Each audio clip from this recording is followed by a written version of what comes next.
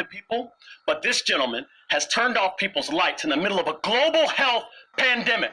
That's what that gentleman did. Point of order. And you think I'm disrespectful for interrupting you? Point of order. This gentleman has had the ability to do any number of things. We could have banned large gatherings. We could have closed the beach. We could have put a moratorium on utility shutoffs. I recessed. Also not within your power, and the attorney has held that that's true. I recessed the meeting.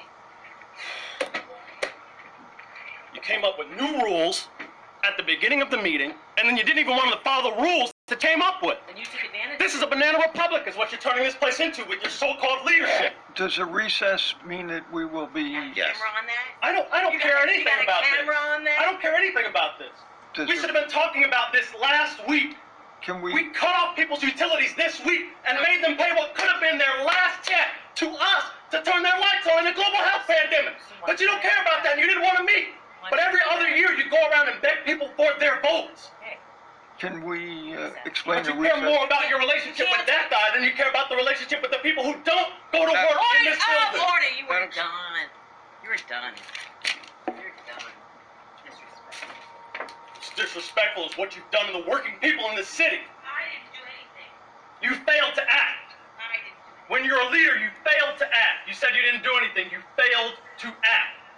When you had an opportunity. Party for Steakhouse.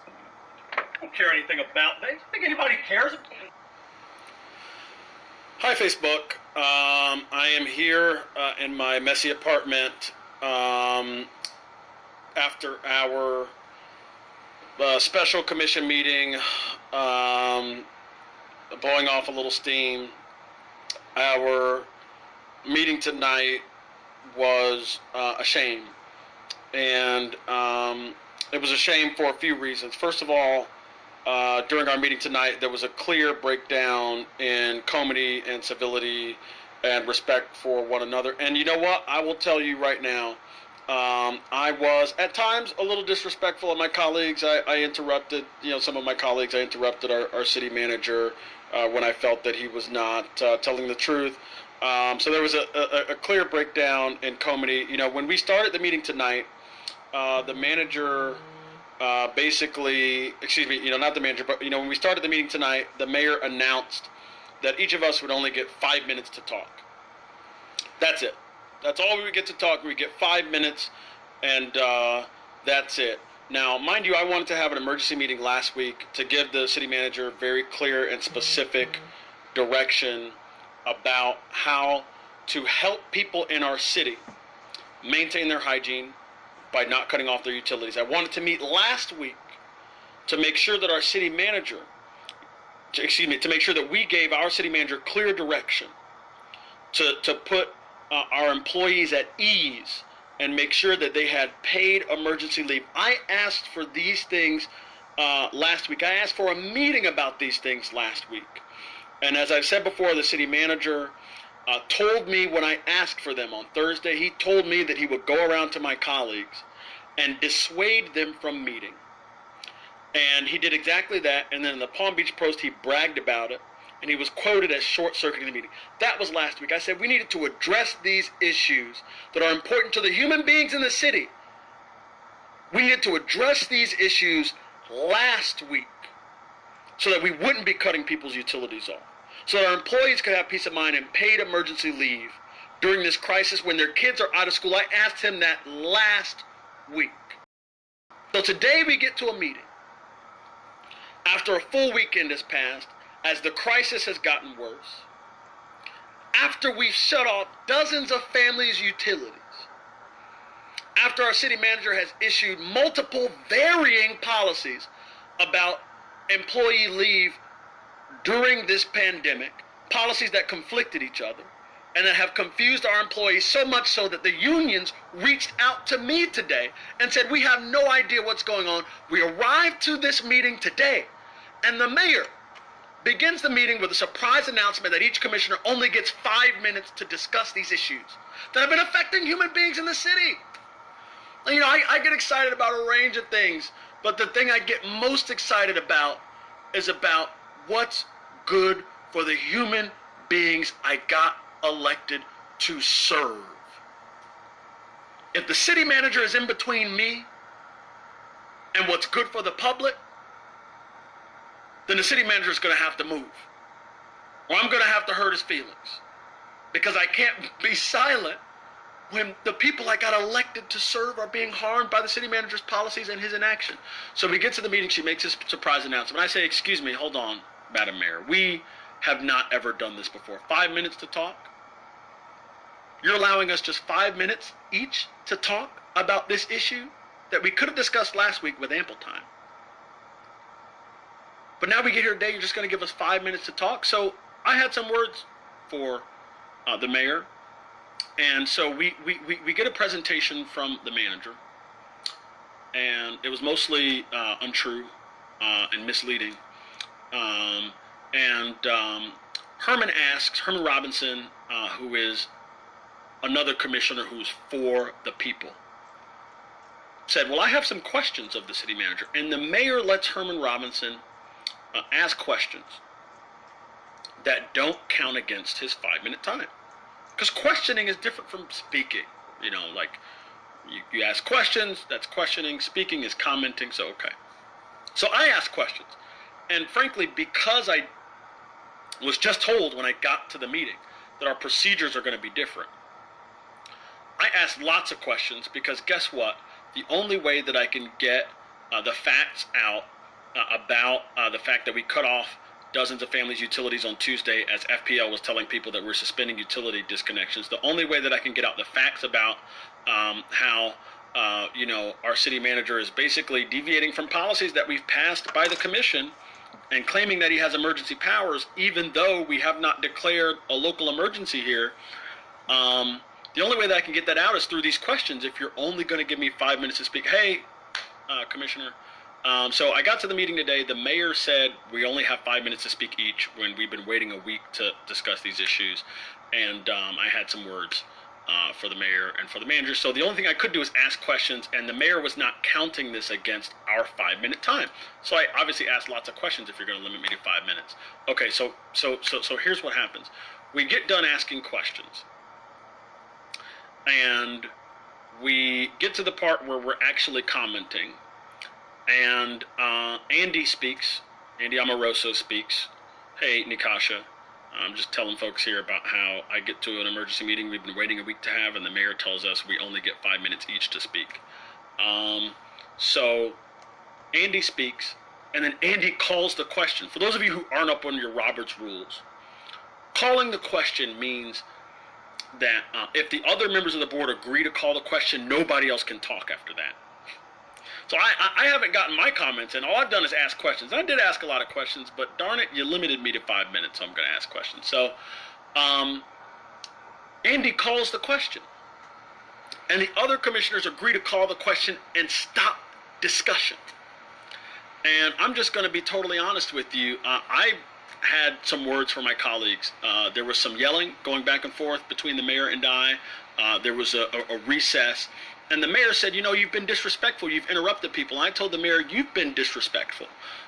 You basically had an opportunity to lead the city last week and to have an emergency meeting and to make clear to the city manager that you shouldn't be turning off people's utilities. And you refused to have such a meeting. And since then, the city manager has turned off dozens and dozens of families' utilities. You're getting mad at me because I'm disrespectful for interrupting one of my colleagues up here on the dais. When they say things that aren't true, but you don't get angry. And you don't say that the manager is disrespectful when he's literally interrupting people's lives in the midst of a global health pandemic. It's cutting off people's utilities. They need their sanitation and their hygiene. I get that they didn't pay their bills. They are going to owe us. But just like FPL, we can suspend our utility cutoffs. And we could have done it before we cut off dozens and dozens of families' utilities. So she thought I was disrespectful for interrupting people. She had no words about the manager's disrespect for the people who live in the city. And by the way, unlike FPL, our customers own the utility because they're residents. But apparently we have less respect for our utility customers than FPL has for theirs. That is profound. That is profound. FPL is owned by shareholders. They are one of the most profitable utility companies in the entire world. Their gross margins are tremendous. Their returns on equity, their returns on invested capital are tremendous.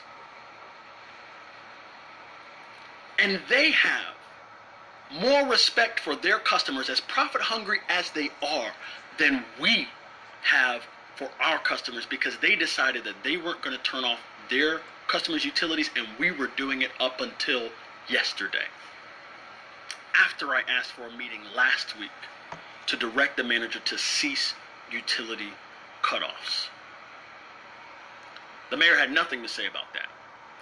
She has had nothing to say about that. She has had more to say about the fact that I interrupted the manager in a meeting when he was literally lying through his teeth to us and misleading us and the public. She had more to say about my lack of comedy, and I did lack comedy in that meeting, believe it, know it.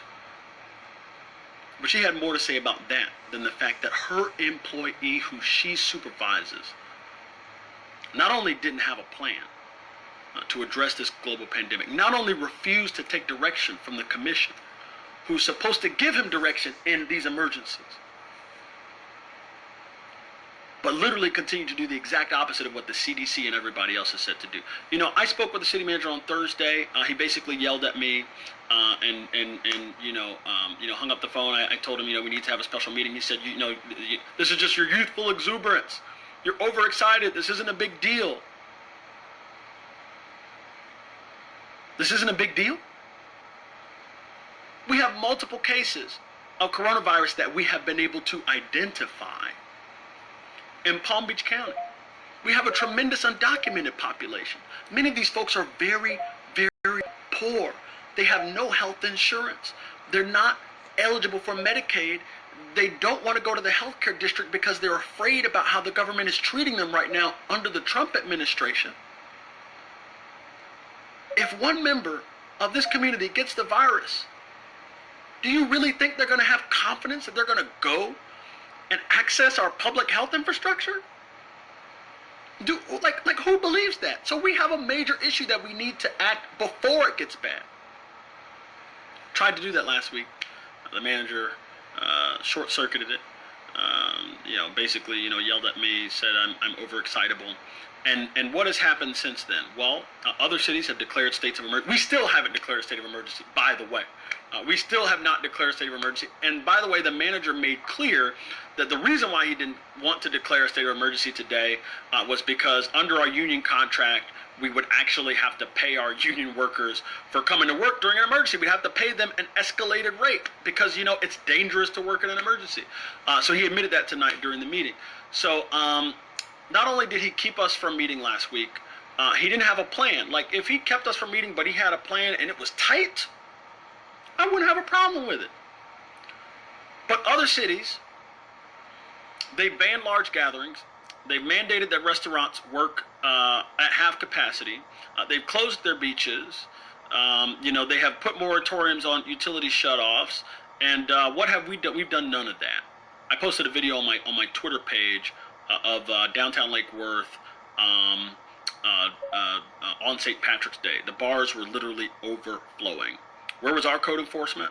Nowhere, because there wasn't a local declaration of emergency. PBSO can't do anything because they don't have the power to enforce the governor's mandate. But being as PBSO works for us, if we were to declare a local emergency, then we would be able to direct PBSO to basically take enforcement action at these restaurants. But we haven't declared one because we haven't met, because the city manager doesn't want us to, and also because I have 3 commissioners who literally, when they had the opportunity to meet last week to address this issue, they refused. They deferred to the city manager, and the guy didn't have a plan. So right now, our restaurants are still operating at full capacity. We have no ability to enforce it because we haven't declared a local emergency. We haven't taken any local action to address these issues. Our beach is still open. I know a lot of people are like, we need the beach open. But the problem with the beach is that people are congregating at the beach. Like, they're not just going to the beach and standing 6 feet apart. People are going to the beach, they're sitting in groups, they're talking with each other, and the beach is still open right now. We did not really enact a moratorium on utility shutoffs until yesterday, after we cut utilities to dozens and dozens and dozens of families. And I know there's one attorney watching. I'm not going to name her, but my understanding is that she's watching. Our attorney basically told the manager that he doesn't need, our local policies here in Lake Worth, they spell out the manager's emergency powers in an emergency. Our city attorney is telling our manager that he doesn't need a local declaration to use these locally defined emergency powers, that he can just use the state's emergency declaration, that we don't have to declare a local emergency for him to use these emergency powers that this local governing entity, this local governing body has defined and articulated, to the public by passing policy. And so, that's where we are right now. So, what happened today, we came to this meeting that I've been wanting to have for a week, for 7 days now. It's been 7 days since I sent my email to the city manager and to the city attorney asking for an emergency meeting. 7 days later, we have an emergency meeting after the crisis has gotten much worse. So we arrived to this meeting. The mayor changes the rules right before the meeting and says each commissioner only gets 5 minutes to talk. That's it. Then basically we didn't even get that. We didn't even get 5 minutes of commentary because Andy Amoroso called the question after he spoke. And nobody else basically, got to speak. We got to ask some questions, but we didn't get to comment and, elucidate our opinions about what should be happening in our city. And so, basically, what is this? This is a shame because those of us in local government, we go around every other year. We beg people for their votes. We ask them to make us leaders. And here we are in a novel crisis. The mayor kept saying, "Oh, we've never tried to get involved in a hurricane before." Madam Mayor, we have a hurricane every year. Okay, we know how to do hurricanes in Florida. Stop playing with me. Okay, we know how to do hurricanes in Florida. Do not say that because we haven't asked to get all in the city manager's business in previous hurricanes that we shouldn't try to get in this business now. No, this is a novel coronavirus, and it's a novel crisis for our city, and therefore the policymakers, the folks who get elected to represent human beings and their interests here in the city, they need to weigh in. And she deferred, and 3 of my colleagues deferred. The only one who wanted to have a meeting last week was Commissioner Herman Robinson, bless his heart. But 3 of my colleagues didn't want to have a meeting. They didn't want to direct the city manager. They did not want to enact a utility moratorium shut off. And the evidence of that is, frankly, they didn't tell the city manager to shut off utilities. The guy shut off dozens of people's utilities this week. It wasn't until it got into the press and WPBF was knocking on his door that he decided to suspend, utility cutoffs. So. We basically have a bunch of people who go around every other year and ask the residents for their votes. And when it came time for them to lead, they were absent. And they chose to be absent.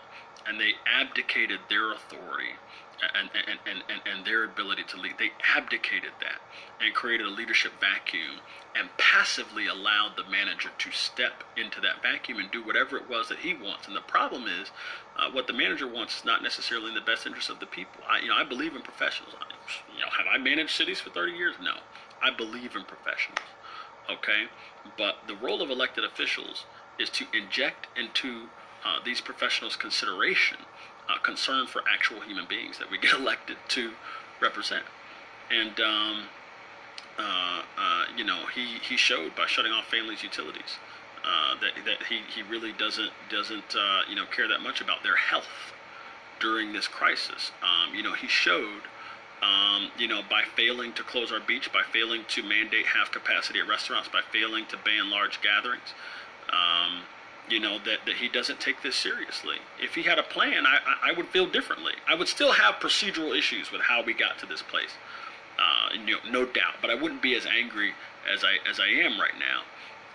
And so, we had to blow up at the meeting tonight because 3 of our colleagues don't care to lead, and 2 of our two members of the commission take their duties seriously. And, it's really unfortunate that that's the state of affairs. By the way, folks, we have a local election in Lake Worth 12 months from now. Those 3 people who voted not to have a meeting and not to lead are going to be up for election next year. And what's interesting, when they were up for election last time, 2 of them are Republicans. I was on the back of a golf cart knocking on doors for them. Okay? I still have a Pam Triolo shirt in my drawer somewhere right now. Okay, because I supported her. And we had disagreements before then, but it wasn't about partisanship and it wasn't personal. Okay? But right now, they've shown themselves not fit to lead, period. Period. And I don't know if it's the nice thing for me to do, to have blasted them and our city manager for this. I don't know if it's the calm thing to do. But what I do know is that there are folks out there struggling, and we cut off their lights, and we cut off their water when we need them. Not just they need their lights and water, but we need them to have their lights and water, because their hygiene and their health is our health right now in a global pandemic. We did that to them. Think the city manager got reprimanded for that? Negative. Not at all. Not at all. And so, this is a very unfortunate situation. Right now, we still haven't declared a state of emergency. We passed a resolution that gives the mayor the power to unilaterally, without any consultation of the commission doesn't get a veto, the commission doesn't have to ratify it. The mayor can literally declare a state of emergency on her whim. By the way, that's nowhere in our charter. But this resolution that they passed tonight, they rammed down our throats tonight, allows the mayor to do this by herself. And every 7 days she can redo it. And during that time, the city manager gets to do literally whatever he wants. All the policies that we passed, he can deviate from those policies. All the resolutions that we have passed, he can deviate from those. All the ordinance that we have, he can deviate from those at the whim of one person. Now look, I'm running for, HD 88. We don't have to discuss that. For 2 seconds, though, I thought about running for mayor, because daggone it, what they're saying is whoever's in the mayor's office can be a dictator. Basically they can enter into a conspiracy with the city manager and do whatever they want. Look, man, I'm a former 7th grade civics teacher. I teach kids about things like limited government, and I taught them that this isn't some stuff that we just say, that it's literally some stuff that we do. And today we gave the ultimate authority to 2 people in the city, without any checks, without any balances. We made a mockery of the American civic tradition this evening. We also made a mockery of what it is that deliberative bodies are supposed to do, which is to deliberate. So yeah, that's me right now. I'm very frustrated, and I wish that things had gone better for the folks in Lake Worth today. I wish that we had acted sooner. I wish that we were acting right now, but that's just how things roll. There are 5 votes on the commission, and I'm only one of them, and Herman's only one of them, and together we're only 2. So yeah, and I feel sorry for our workers who are being cheated out of basically emergency pay, which is the whole reason why the manager doesn't want to declare an emergency, because he doesn't want to pay our workers what they bargained for. Like, in a sense, like, he made a bad deal apparently with bad for him, but he apparently negotiated a bad union contract, and now he wants to skate the effects of his own incompetence. Like, maybe you and your counsel, who's letting you run wild, because she's apparently not advising the commission in any robust way. When I think of advice, I think about, like, you're supposed to tell us where we might go wrong. But she's literally creating, these interpretations of state statutes and our charter that basically enable the manager to do whatever he wants to do. And so, you would think that, you would negotiate a better contract than that you would maybe define an emergency a little more specifically, like a natural emergency or a natural disaster, or, maybe like enumerate what kinds of emergencies, you would give time and a half to if you don't want to pay it in every emergency. Like, maybe you would say like hurricanes, tornadoes, earthquakes. I know we don't get those, but yeah, that's literally what this is all about. He doesn't want to take direction from the commission. He wants to do what he wants to do. He doesn't want to pay our union workers what they negotiated for. He wants to find a way to go around, their contractually obligated pay. And he wants to do it without any direction, even though he doesn't have a plan and hasn't done very much of anything to position the city better than he has in this crisis. That's where we are today. So for the folks who watched, thank you for watching me blow off some steam and put my side of the story out there. And I wish that the night had gone better for working folk in Lake Worth, for our employees. You wouldn't believe the messages, the phone calls. Like, how did you get my phone? But employees called me. I had an employee call me.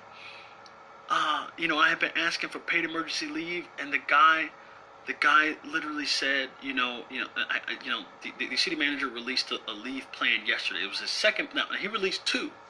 Okay, these two different policies, and the union's confused about it. But this guy said, whatever, I'm interpreting this to mean I can go home. And he told me he went home to his sister who was suffering a medical condition. And he's able to be with her, right now. And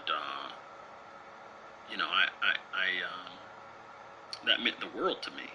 Sometimes when you fight for what you think is right, you wonder, is this really right? But when an employee calls you up and says, thank you for fighting for my paid emergency leave, what can feel better? So, thank y'all for watching.